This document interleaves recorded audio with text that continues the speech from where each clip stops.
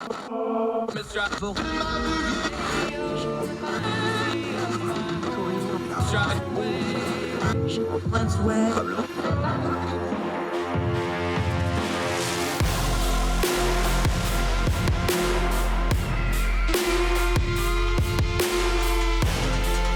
your host, Andrew Donaldson. This is Heard Tell. Welcome to Heard Tell on this Wednesday, April the 6th, year of our Lord 2022. I'm Andrew Donaldson. Thank you so much for joining us. Little different program today. We always talk about turning down the noise of the news cycle and getting to the information that matters. That's exactly what we're going to do. We're just going to have our guest for the entirety of the program today.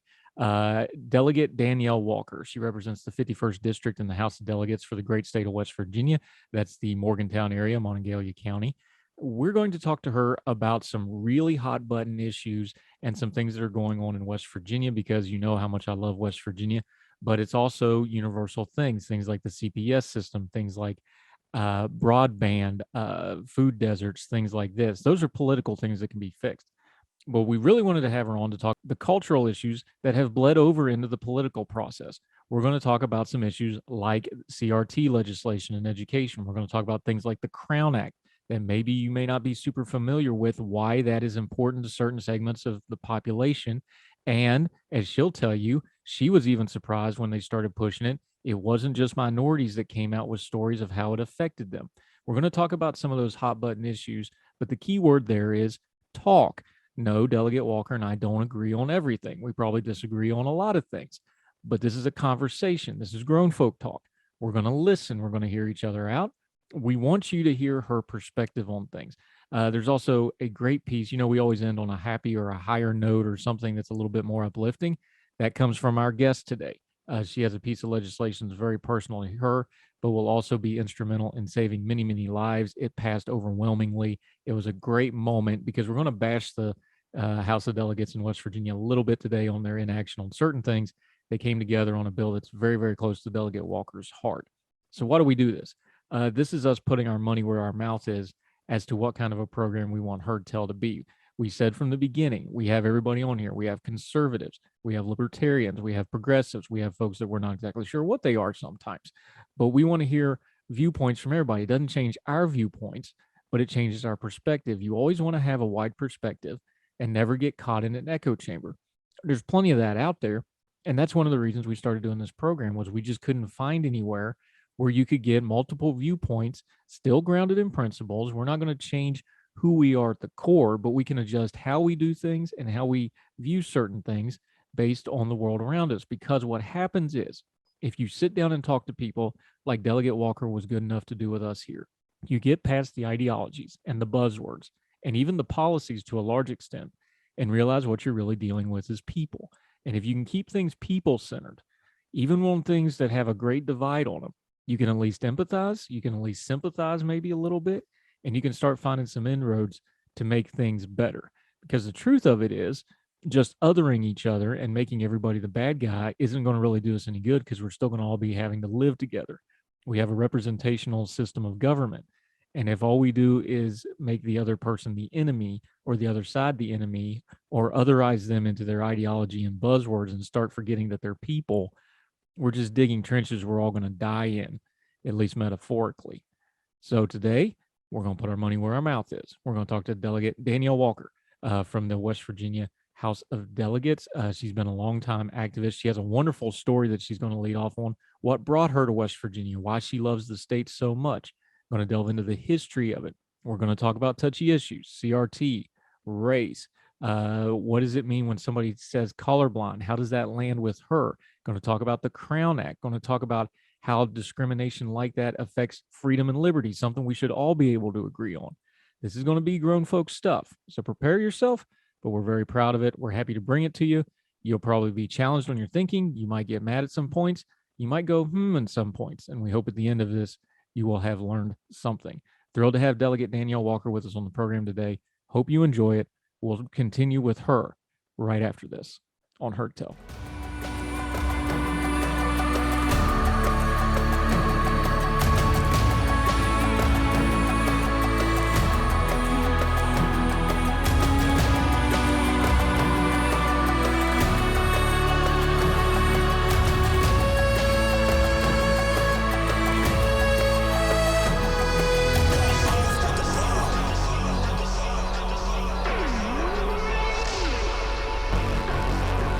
Welcome back to Heard Tell. I am very excited about this. Thrilled to have with us a sitting delegate from the great state of West Virginia's legislature. She represents the 51st district. That's Monongalia County. That's up around Morgantown Way. The Right Honorable, because you are an office holder, Danielle Walker. How are you, ma'am? Thank you so much for the time today. I'm doing well. Thank you for having me. I am humbly honored to get the invite and actually make time to be here to speak with everyone. I'm thrilled to death to have you. Let's just start right there because I know when I tell people I'm from West Virginia, it's in all my bio stuff. I'm proud of being West Virginia. Of course, we get all the jokes, like when I went to basic training and they applauded when I got my first pair of shoes, and we can tell the toothbrush joke again. We can do all that. People usually don't think about racial diversity when it comes to West Virginia, and there's a reason for that. It's one of the least diverse states, but those of us from there, there's a very proud tradition of minorities in the state, larger Appalachian. There's a rich history there for good and bad. Just talk about that for a second, because you are the only female woman of color in the legislature. There's 5 of y'all all together. It's not a lot, but there is a rich history there. And the present history is very, very vibrant, isn't it? It is. And what is so pleasing is that I chose West Virginia. I am originally from Louisiana, born and raised. And so I decided to stay after moving here in 2010 when my ex-husband moved back down south. And so West Virginia is my second chance home. She fought and saved me when I didn't think I had the strength to do it myself. So every day I will wake up and be very thankful for wild and wonderful West Virginia. Yeah, I love that story. And I did some TDY time in central Louisiana. They can't make fun of us too awful bad. There's some great folks down there. There's some weird folks in Son-in-Law too, but we love them. Your passion for the state comes out in a variety of issues. Talk about it though, because you are in a super minority in the legislature as a Democrat, as a progressive Democrat. But y'all still getting some legislation. Our mutual friend Kayla Young, who's been on the program, she was joking. She finally lost one. She was like 9 for 10 this session. You're still getting some things done. Mathematically, we understand the constraints. Obviously, there's some things you want to do that are just not practical, but you're still moving the ball on some issues. Talk about being in a super minority like that and still trying to find some inroads on certain issues. Obviously, there's some stuff that, you just fight the fight, you're going to lose because it's a thing. But there's been some real areas of compromise in a couple places, hasn't there? There has been a lot of compromise in many areas. And what is so great about the people in West Virginia is that we actually place the people over politics. And what a lot of folks don't see is 85% of the time we vote with each other. It's just those issues that we are at totally opposite ends that we see a different perspective. So we know that we want to move the state forward. We know that we want infrastructure in the state. We know that we have certain deserts in childcare and food, but we also know that we want to fight to have a livable wage for each and every person who is working within the borders of the state. How we get to that, that's where the compromise comes from, because we both have to be active listeners, the supermajority and the super minority. And there's a couple issues in there. We're going to talk about a couple of the real hot button ones with you. That's why we invited you in. But there's a couple of people think of them as simple policy things, but they're not when it comes to West Virginia. There's things like broadband. There's things, you talked about food deserts a little bit. It's a long way to the store for a lot of folks in central and southern West Virginia. You get Charleston and the panhandles, and then the great middle kind of gets left behind on a lot of things. I've told the story on this program many times. Friend of mine's real estate development, they got the map on the wall and they got the line where Frontier starts, and they don't even try to develop in there because they can't sell it out of state. These are simple things that are more policy than the culture or politics stuff that gets real hot button issues. This seems like the area we really need to focus on a lot of stuff. I know we have the noise of the other things. Do you see a way going forward on those more practical issues of, okay, these we all agree on need to be done. We need to just hash out how to get it done? Exactly. And that's why the legislature has interim meetings. And in those meetings, we do case studies on different things that's affecting different mountaineers in different areas. And with the economic development that is ran by Mitch Carmichael, as he is the director, he is coming in and also listening to the concerns of what we hear from our constituents. And so just having those open doors of communication is opening more doors of what we need to make sure that the people of West Virginia are not just surviving, but thriving. Broadband is a big issue. When we look at infrastructure, we need to also consider childcare and the different forms of childcare. And it's not necessarily driving to a nursery, but those unconventional ways of who is being the caretaker of the child while the parent or the guardian is at work. And we also have to look at what we have right now. We are in the middle of a pandemic with a drug epidemic problem here in West Virginia. Yeah, and since you brought it up, I'll just go ahead and bring it up. Something that just breaks my heart. There is an absolute crisis. We know the opioid epidemic, West Virginia's ground zero for it. We know the pandemic through it. We know about the population loss. And underneath that, and the legislature should have dealt with it, frankly, and did not, in my opinion. You can give your opinion on it. The CPS system in West Virginia has been bad for years. This is absolutely broken it.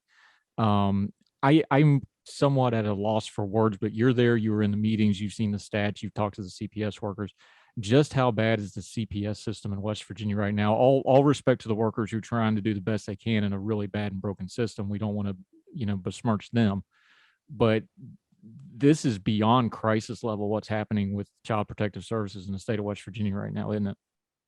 It is. We are in, I feel, as a dire state of emergency. And I want to definitely make sure that we are elevating those CPS workers. But under CPS, we always look at the children, but we also need to look for adult services also, our elders that are being abused as from different caretakers and family members because the addiction is so bad. And it's not just addiction, you have financial abuse also. What can we do? Well, we looked at remapping DHHR and the governor vetoed the bill. So what can we do? We looked at giving a livable wage to the CPS workers. But what else can we do? Why do we not have a functioning, flowing revenue stream and also more people applying for those jobs? My concern with CPS is the children and the families. I don't think any child that the state of West Virginia has taken should be escorted out of state for someone else to take care of that child. I have a problem with that. Any child that was removed from their home should not go to a hotel to stay in, leaving from one situation and being placed in another. I have a problem with that. And we don't have the system where we can see exactly where our foster kinship parents are available because our computer system is so old. And just like the pandemic, we got caught up in a whirlwind real quick. So we went through a whole bunch of natural disasters with the drug epidemic and especially opioid. So it's like we had a hurricane, a tornado, an earthquake, and a tsunami hit the state all at one time because the drugs level just, it superseded.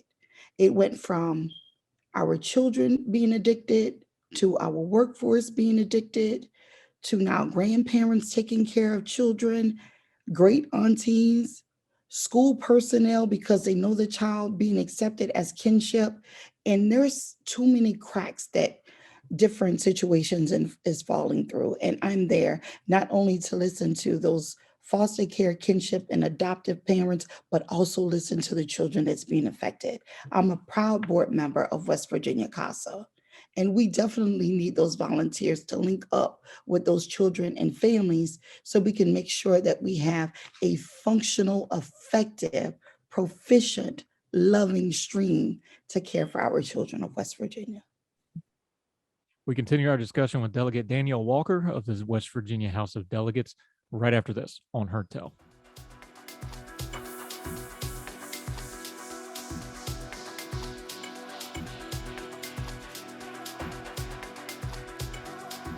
Yeah, I remember talking to Delegate Danielle Walker with us.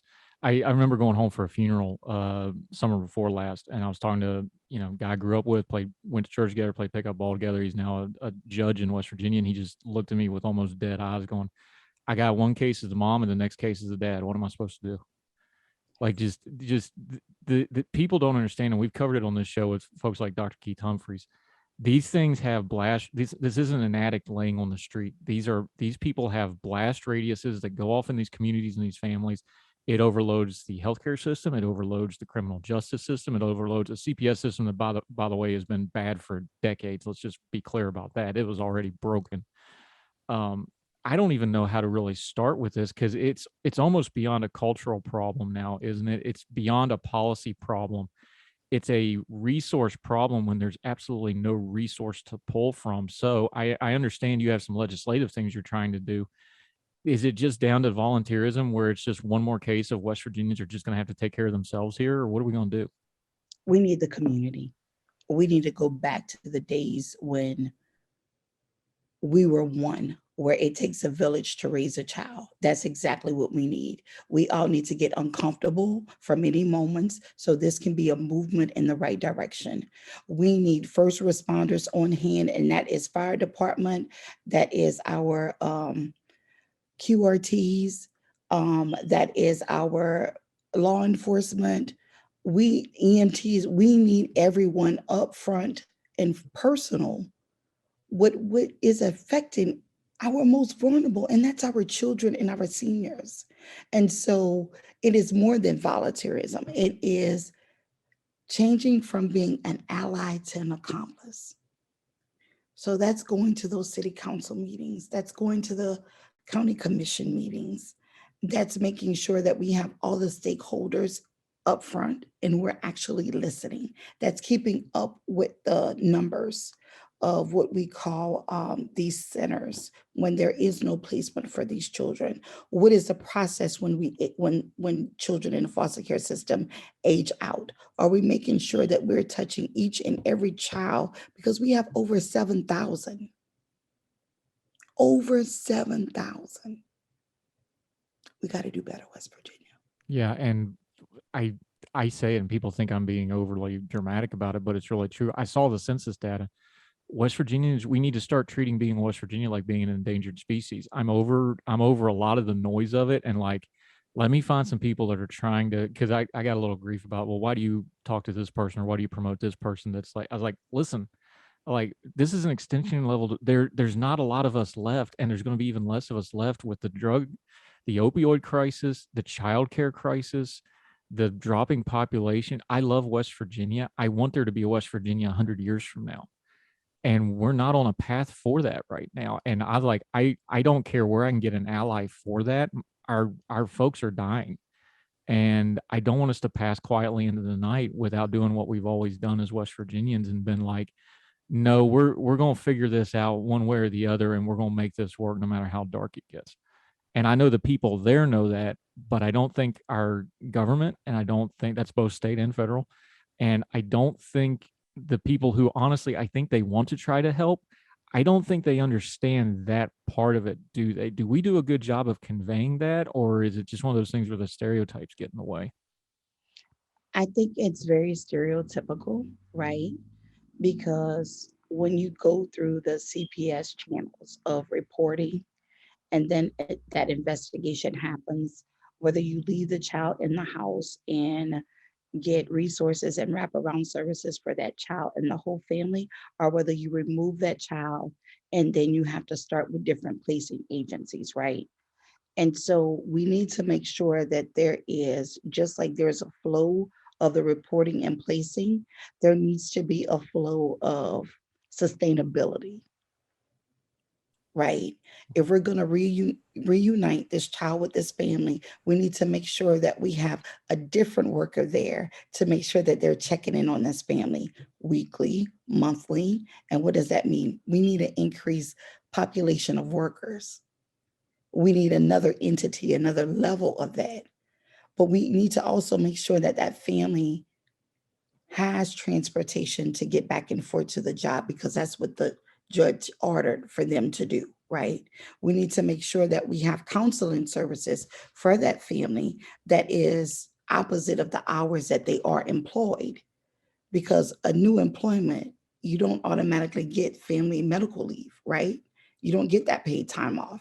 And you can sacrifice that, but then you can also get a write-up if you in a 90-day streamline of whether they're going to keep you as an employee or not. And so we have to make sure that we are working with all entities. So this is a perfect place where we need the Chamber of Commerce to come in and fight for these families, right? We need corporations to come in and fight for these families, but we also need to make sure that we have a mental health capability and function to this also. And we need funding. This has to have a funding mechanism. Yeah, and a consistent funding mechanism. We're talking to Delegate Danielle Walker from the great state of West Virginia. We're going to get into some deep issues. There's going to be some grown folk talk coming after the break. We're going to talk about the Crown Act, going to talk about education, that CRT acronym that gets everybody all out of sorts. And we're going to end on a good note as well. But more with Danielle Walker right after this as Heard Tell continues.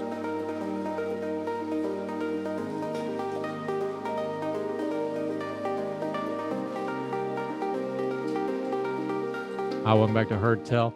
Continuing with Delegate Danielle Walker out of the 51st District of the great state of West Virginia. Y'all know how much I love my home state.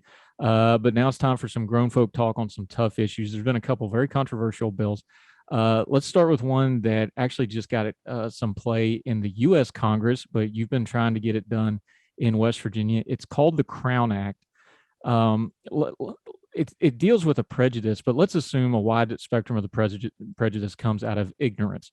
So let's deal with the ignorant. For people that just don't understand or don't know, or maybe they just haven't been exposed to different ethnicities, why is this such an important thing to folks? The Crown Act, natural hair care, these types of issues. How would you, when you're having these meetings in Charleston, I'm sure you've had to just sit down and explain it to somebody like, okay, this is what this really means, and this is what we're trying to change.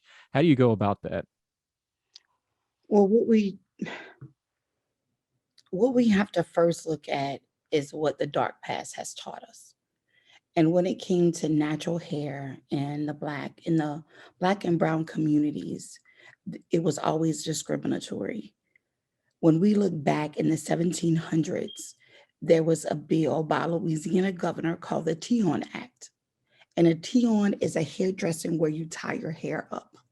And it was focused on freed Black women.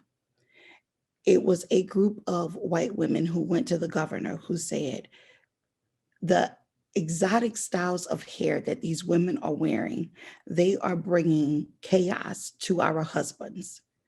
We need this to stop. So the governor deemed this the Teon Law, where free Black women had to tie up their hair so they wouldn't be a distraction to others. But what they did in tying their hair, they embedded it. They bedazzled the scarves. They dyed the scarves. They put gold ornaments on the hair. And so that brought on some generational trauma. When you look at braiding, and we must understand that Black history didn't start with slavery, but in the United States of America, it's something that is very deemed where you see Black people in the oppression, right? So braiding was a style. It was something that was cultural from Africa. And what these men and women started doing was braiding maps to the north in their hair.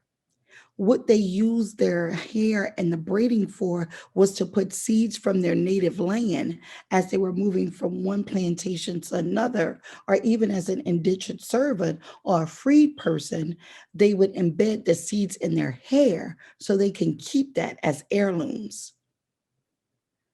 Fast forward, we started with the Afro, and that brought some political strange, like, why are we doing this? We got away from the European style of putting perms and relaxers and straightening hair. So we went through the 60s with the civil rights movement of Afros, and then we started transitioning things back. But as we learn history, the style started to come back again. So braiding, so we look at a French braid, have no problems with it. But when you start looking at locks and Bantu knots and different type of protective styles, then that was deemed as being unprofessional. When you were going to an interview, you made sure that you didn't wear your natural hair or you wore a wig that you thought would be accepting to the person that was going to interview you. And after you got the job and you went through your 90 days, then you may have started a little bit at a time, start expressing yourself, whether that would be with the cornrow, which was like, what are you doing to your hair? Like, we prefer your hair the other way. Then the write-ups would come. And then if you went to micro braids, then it would be like, so are you going like to Jamaica on vacation? Like, why would you do that to your hair? And then it was like, can I touch your hair? Or, yeah, that's not what this office and what this corporation is about. And then it may even be a highlight for a landlord who doesn't know, well, this person is coming in here with cornrows, like, are they going to sell drugs? What kind of people is going to be visiting the place that they want to lease to? And so those discriminatory things happen when you go into a business, even though you're going to sit at the restaurant, but you just need to use the restroom because maybe you were on a 2.5 hour ride. You come in and you go, can I use the restroom? And they're like, customers only. Well, we need a table. We're full. You need a reservation. So these are the things that and if you've never been through it, and what I've learned the first year that I introduced the Crown Act in West Virginia in 2019, when we opened it up and we wanted hair stories, it just didn't come from people of color. It came from people who have naturally curly hair. It came from people who were natural redheads. And it traumatized me more of the hidden jokes and the things that these folks went through with their hair. It came from white males who wanted longer hair during the 60s, right? And so then we had to make sure we had that seesaw of elevation and equity. Dyeing of hair and the natural way my hair grows from my scalp is not the same comparison. And so we had to educate in an open public forum. And the bill has never made it on any of the committee agendas. So I can't never really have this conversation with my colleagues unless it was a student, like we had the student in Beckley who was discriminated against in the basketball game. His football coach had no problem with his locks, but his Black basketball coach did. And that young man went into that locker room and tried to comb his hair out. And it wasn't, yes, I introduced the legislation, but when his mother went with the lobbyists to the Senate side and Senator Trump heard the pain and the exhaustion of this mother, he originated the bill in the Senate. That's who we are as Mountaineers. Yeah. And for the people that say, well, businesses have a right to say what they deem professional. Okay, that's fair enough. But let's consider this. The United States military relaxed their standard on natural hair in 2014, although they worked on that for a couple of years before that happened. They released their restraints on locks in 2017, and they just redid it again last year in 2021 because they come to find out it's really, really hard to get exact. It's the military, so they're like 3/4 inch, 1 1/4 inch. It's really hard to get locks in that exact shape. So they went back and revisited again last year. If the military, where it really is a life and death issue to make sure you have a dress and appearance, I think we can do something with discrimination because, again, what's the point? Do you want to fight the hill over how somebody looks, or do you want to get people jobs and by extension freedom, because economic freedom is freedom? That's where I fall on that. And it's one of those things where, look, I didn't know a whole lot about it. I grew up in the middle of West Virginia where we were, 99% white because we had, Chinese restaurant and that sort of thing. That I didn't know either until I went in the military. And now I have peers, and then I had subordinates, and I'd have female troops. And I found out, like, man, it takes them 2 hours to get uniform appropriate to come to work every morning. And let me ask you it this way. Is it one of those things where we talk about discrimination in such big terms, and we should, because, racism is a problem, prejudice is a problem. There's a lot of this little everyday stuff that, like you said with that, if we just tell the human side of it, is like, this is my experience, hear me out on this. I think we could turn down the noise on a lot of this stuff and just connect on a human level. You'll still have the people who just want to be evil and don't want to give people a fair shot. But I think the vast majority of people, those stories would hit home, don't they? Of course they do. And this is why we do the Crown Act rally every year in the legislature. I want to commend my colleagues who came down this particular session and listened. And at the moment, there was 3 high school students that were speaking their lived experience of the discrimination that they went through. And right after that, there was a young lady who was on a cheer competition team who spoke her truth.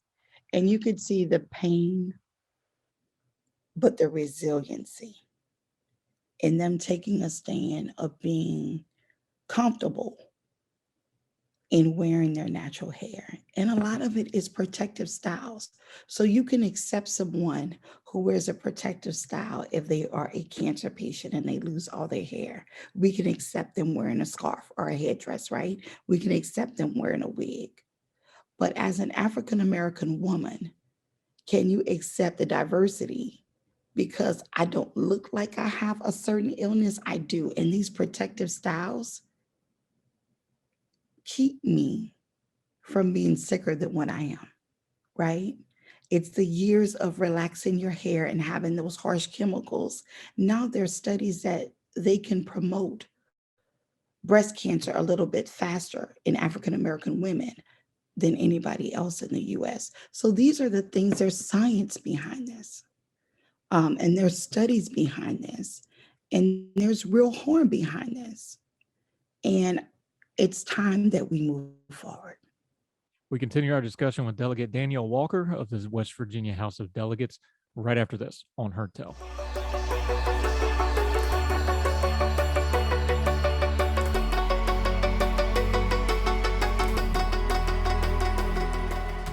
Another hot button issue, talking to Delegate, the Right Honorable, because you're a sitting office holder, Danielle Walker. Appreciate your time today on this. A tough topic. We'll just touch on it briefly, though. But education's been on a lot of people's mind.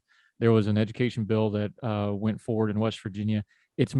Let's call it what it is. It's dead identical to about 20 other states, because these are all kind of coming from the same places. The CRT debate got flopped over top of the whole thing because that's the buzzword one, and that's the one that gets fundraising, and that's the one that gets attention. Let's do this like we did the hair thing, though. Put it on a personal level, though, because for folks that don't know, in the state of West Virginia, every 8th grader, including me, including everybody else that was in 8th grade, you have to take a semester of West Virginia history. All right. Love it. It's called the Golden Horseshoe. I was robbed in 92, but let's not get into that. When you deal with history, when I took West Virginia history, there just wasn't a lot. The Hidden Figures thing I didn't know about, even though I grew up an hour from there. The Hawks Nest Tunnel disaster. I bet a lot of people don't know about that. Hundreds and hundreds of Black men from the South purposely recruited without families that died on that mountain. The mines were the same way in a lot of cases back in the days, places like Welch down in the coal fields. Some of it's dark, but it's a very rich history that doesn't get taught. But because they're legislating on the bill, and I'm just going to put it this way, part of my problem with the CRT legislation is legislation has to be black and white, and these folks can't even define what CRT is, pro and con. You're writing bills now where I think you're going to have a big problem teaching much of anything. Is that how it landed with you too? Because you have a perspective that I don't have. You tell me, how should we be addressing these issues? Because I know for a fact, because I grew up in West Virginia and I came through West Virginian schools, they don't teach this stuff. And I doubt it's gotten a whole lot better. How do we make it better without having this nebulous legislation that's just going to kind of muddle the water on everything at best and harm things at worst? The best way that we can go through this is to lean on the professionals that are in the classroom, and that is our educators. And our educators have master's degrees and doctorates in the classroom. There is always an open line of communication. My family moved here in 2010. My oldest son, my late son, was an 8th grader. All of us learned that 8th grade history. What we did not learn was Katherine Johnson, Carter G. Woodson, the father of Black History Month. Never came across that. We didn't learn about Booker T. Washington, Harper's Ferry, We did not know of the many festivals. We hadn't heard about the Osage community that's right here in Monongalia County. And so why do we want history to remain hidden? And what is that going to really do for the students of West Virginia? Presentation without presence is powerless, and we are all power. Now, when we speak about certain things of migration and immigration and slave trade and civil rights, even to modern day, and we speak about lynching, you can't forget about Emmett Till. And I do my due diligence, especially during Black History Month, is to pick up, I just didn't pick up any Black history. I chose West Virginia Black history for a reason. And to have my friend, my colleague, a Republican from the Charleston area, Delegate Pack, says, I learn something every time you post something. And it's on Twitter. So it's just 1-2 sentences. That's it. He said, and I've lived here all my life. I'm going to go back and take a ride through Charleston again. If we can start being open-minded, I don't want you to feel anything, but I don't want you to disregard the generational trauma. Most hurtful is removing books about Ruby Bridges, Martin Luther King Jr., and Galileo from certain school libraries. I have a problem with that because that's the first persons that you use to quote. Katherine Johnson is an honorable American, just as Robert C. Byrd is. But you see Robert C. Byrd named on many hospitals all over, roads, bridges. But Katherine Johnson had to hit the big screen for you to know her name, not even remember it. 36 things in the state of West Virginia with Robert C. Byrd's name on it for those of you keeping score at home. Talking to Danielle Walker. I want to ask you this question. It's a little indelicate, but I'm just going to phrase it to you the way you said it. Yes. Let me phrase it to you this way. Because the response to this is, I've heard it from friends on the right and the left, some of them too. They say, well, this just makes it too controversial. We want to have a colorblind society. We want to treat everybody equally. You had a quote when you were speaking to a crowd. It was actually during a rally back about 2 years ago. And I wanted to ask you about this because the way you phrased it, I want you to explain it to me and the folks in the audience as well. You said, and I'm paraphrasing it just a bit, you said the problem with being colorblind is if everybody's colorblind, then they'll never actually see me. What is it you meant by that they won't see you? Because it sounds good. We want to live in a colorblind society. We want everybody to be equal. But what does that mean to you when you say, well, then they don't see me? Does that tie into all that history we were just talking about? It does, and it goes back, and I may get a little emotional. It goes back to being 3.5 years old when my mother and father sat me down and said I had 3 strikes against me. Now, please don't judge my parents because I love them dearly. Number 1, you're Black. Number 2, you're a female. And number 3, I'm sorry, baby, we are poor. I didn't use those things as an excuse. I didn't use those things to keep my head down. I used those 3 strikes to motivate me because my parents were realists, right? So that meant for every application, it asked about my race. How can we have a colorblind society? Whether I apply for a job, whether I'm getting a driver's license, it is a marker of who I am. Race. And so where does the color blindness come from?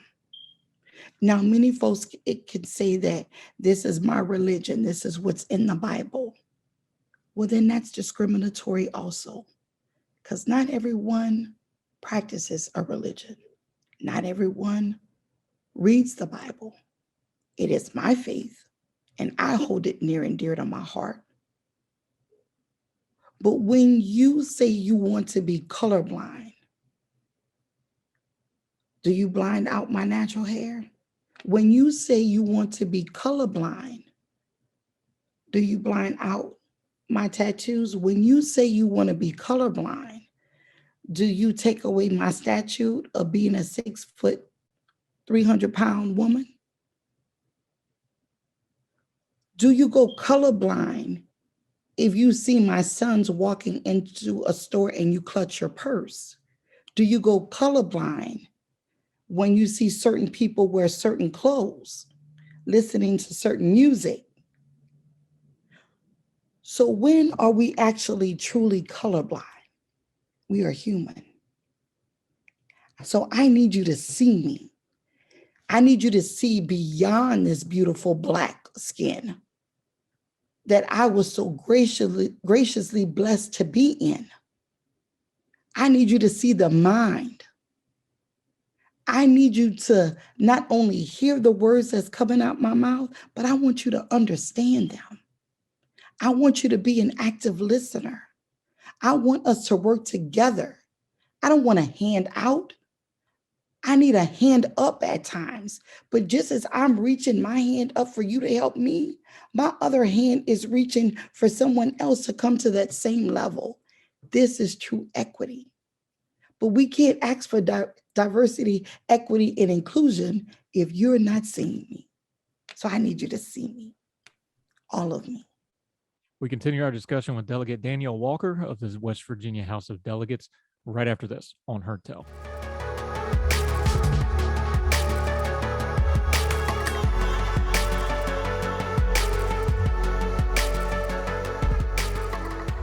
Delegate Danielle Walker, so appreciate that. Just real quick, I want to end on a high note. It's not all fisticuffs in the West Virginia legislature. It's your story, so I'll let you tell it. You got a bill passed that is very, very meaningful to you on a personal level.